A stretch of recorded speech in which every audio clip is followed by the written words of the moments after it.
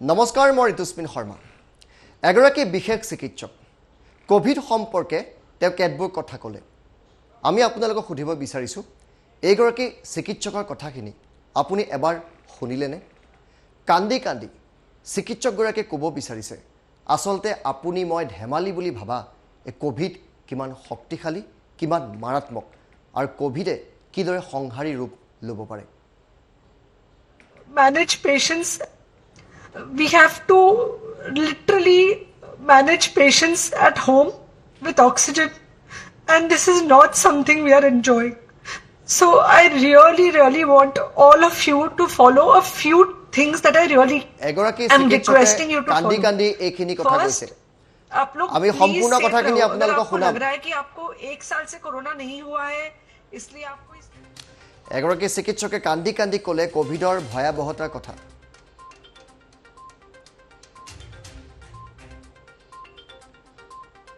চিকিৎসকগৰাকীয়ে কৈছে যে বৰ্তমান আমি অসহায় হৈ পৰিছোঁ। কেনেকৈ কোভিড ৰোগীক আমি চিকিৎসা কৰিম তাৰ উত্তৰ বিচাৰি পোৱা নাই।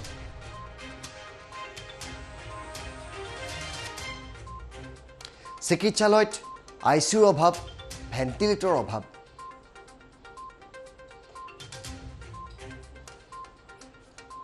সকলোৱে যাতে কোভিডৰ নীতি নিয়ম পালন কৰে তাৰ আহ্বান জনাইছে কান্দি কান্দি এইগৰাকী চিকিৎসক।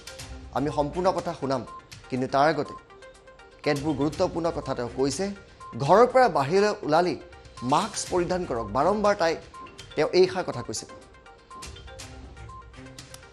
দৈনিক কমি আহিছে অক্সিজেন চিলিণ্ডাৰ।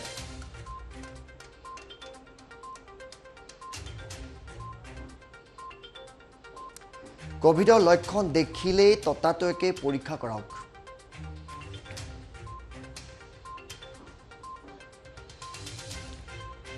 ভেকচিনৰ 2টা ড'জ ল'বলৈ আহ্বান জনাইছে চিকিৎসকগৰাকীয়ে। আমি এই মুহূৰ্তত সেইগৰাকী চিকিৎসকৰ সম্পূৰ্ণ কথাখিনি আপোনাক শুনাব বিচাৰিছোঁ। गुड मॉर्निंग मेरे परिवार वालों और मेरे फ्रेंड्स। बहुत सारे डॉक्टर्स की तरह मैं भी बहुत परेशान हूँ, इसलिए मुझे लगा कि शायद मैं आपको अगर कुछ चीज़ें बताना चाहती हूँ, और मैं शायद अगर ये बताऊंगी और अगर आप लोग सेफ रहोगे तो I might be at more piece.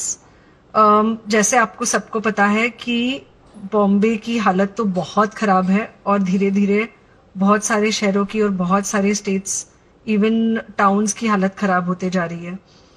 Bombay की हालत तो इतनी ख़राब है कि हमारे हॉस्पिटल्स में आईसीयू बेड्स वेटिंग पे है, पेशेंट्स के लिए बेड्स नहीं है।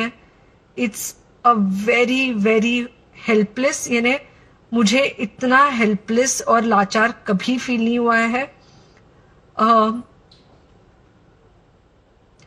We have to literally manage patients at home with oxygen, and this is not something we are enjoying. So I really want all of you to follow a few things that I really am requesting you to follow. First, आप लोग please safe रहो। अगर आपको लग रहा है कि आपको 1 साल से कोरोना नहीं हुआ है, इसलिए आप कोई सुपर हीरो हो या आपकी इम्यूनिटी बहुत अच्छी है और आपको ऐसे कुछ नहीं होगा, तो आप गलत फहमी में हो। हम यंग लोगों को देख रहे हैं। I mean, we have a 35-year-old who's on the ventilator, and we are not able to help people now. So we really don't want any of you to be in that situation. So, sorry. I think ये जो emotional breakdown है, हम doctors में अब सबको कोई ना कोई समय हो रहा है, because we've not been so helpless, okay? So most importantly, please take care of yourself. Right now, COVID is everywhere around you, okay?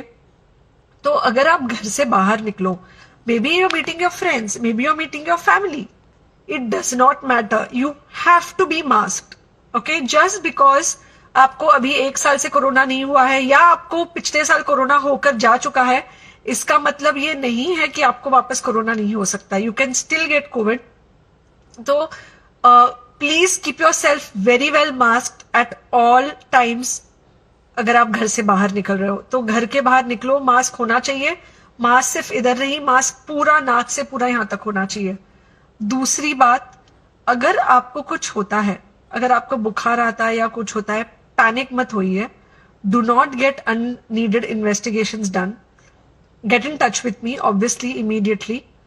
And most importantly, आपके जो फ्रेंड्स है या कोई भी है, उनको बोलो पैनिक में होकर एडमिट ना हुए हॉस्पिटल में.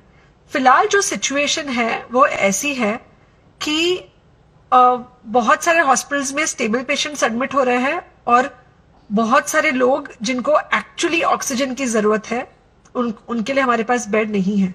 इनफैक्ट हम लोग घर में लोगों को ऑक्सीजन देके मैनेज करने की कोशिश कर रहे हैं और ये हमने पहले कभी नहीं किया है कि हम इतने सारे लोगों के लिए बेड्स ढूंढ रहे हैं, इतने सारे लोगों को घर में मैनेज करने की कोशिश कर रहे हैं. So please leave beds for people who actually need it, who have pneumonia, who need oxygen, and who will need to be under very close medical care.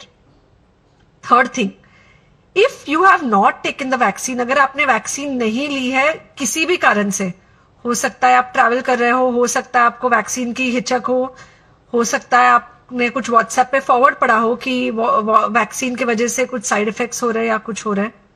It's untrue. Please take your vaccine.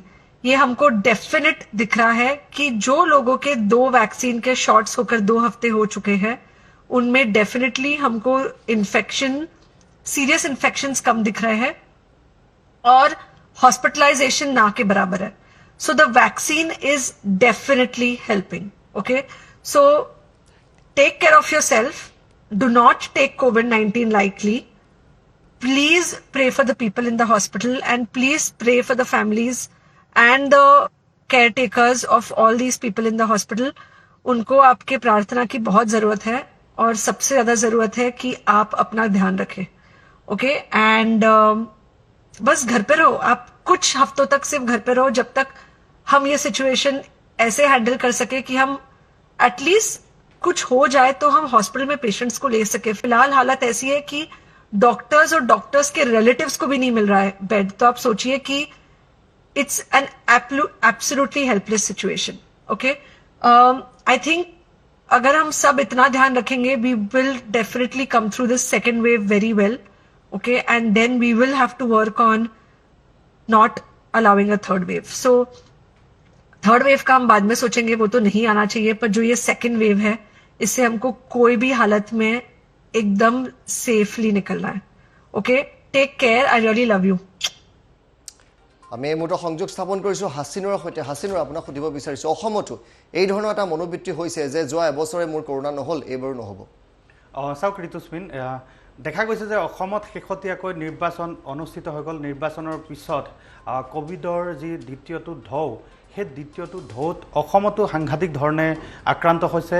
অসমত যদি চোৱা যায় এই মুহূৰ্তলৈকে প্ৰথম আৰু দ্বিতীয় ঢৌত 2 লক্ষাধিক লোক কোভিডত আক্ৰান্ত হৈছে. বহু লোকে এতিয়ালৈকে, কিন্তু আপুনি যিটো কথা উল্লেখ কৰিছে, এতিয়ালৈকে ভাবিছে যে মোৰ প্ৰথম ৱেভত কোভিড নহ'ল, তাৰ মানে মোৰ ইমিউনিটি ছিষ্টেমটো শক্তিশালী আছে, মোৰ হয়তো কোভিডে নাপাব. কিন্তু তেনেকুৱা নহয়. এইগৰাকী মহিলা চিকিৎসকে কান্দি কান্দি যেনেধৰণে এক অসহায় অৱস্থাটো বৰ্ণনা কৰিছে, তাৰ পৰা আমি সহজে অনুমান কৰিব পাৰি যে কোভিডৰ এই দ্বিতীয়টো ৱেভ কিমান ভয়াৱহ, আৰু সেই কথা অনুধাৱন প্ৰত্যেকজন লোকে কৰা উচিত. কাৰণ শেহতীয়াকৈ দেখিবলৈ পোৱা গৈছে অসমৰ স্বাস্থ্য বিভাগ বা চৰকাৰ প্ৰশাসন যথেষ্ট কঠোৰ হৈছে কৰোণাৰ দ্বিতীয়টো যি ৱেভ সেয়া প্ৰতিৰোধৰ কাৰণে. কিন্তু তৎসত্ত্বেও দেখা গৈছে যে আমাৰ যিসকল সাধাৰণ লোক আছে তেখেতসকল ঘৰৰ বাহিৰলৈ ওলাই আহিছে বা বিভিন্ন কামত বা বিভিন্ন কাৰণত জনসমাগম তেনেধৰণৰ বিহুৰো ফাংচনসমূহ অনুষ্ঠিত হৈছে, জনসমাগম হৈছে. আৰু এইগৰাকী মহিলা চিকিৎসকৰ কথাখিনি যদি শুনা যায়, টাইমেটৰ দৰ্শকসকলে যদি শুনিছে নিশ্চয়কৈ অনুমান কৰিব পাৰিছে যে কেনেধৰণৰ ভয়াৱহ ৰূপত কোভিড আহিছে. অসহায় হৈছে আনকি চিকিৎসক বা চিকিৎসকৰ পৰিয়ালৰ লোকেও কিন্তু চিকিৎসালয়ত বিচনা পোৱা নাই. কিমান ভয়াৱহ এক পৰিস্থিতিৰ সৃষ্টি হৈছে. আমি সাৱধান থাকিব লাগিব আৰু এইগৰাকী চিকিৎসকৰ মন্তব্য আমি এইকাৰণে শুনাইছোঁ, এতিয়াও যদি আপুনি ভাবি আছে যে কোভিড ল'ৰা ধেমালি, তেনে ভুল নকৰিব. ই মাৰাত্মক, আৰু যোৱাবাৰতকৈ এইবাৰৰ কোভিড শক্তিশালী আৰু সোনকালে বিয়পি পৰে.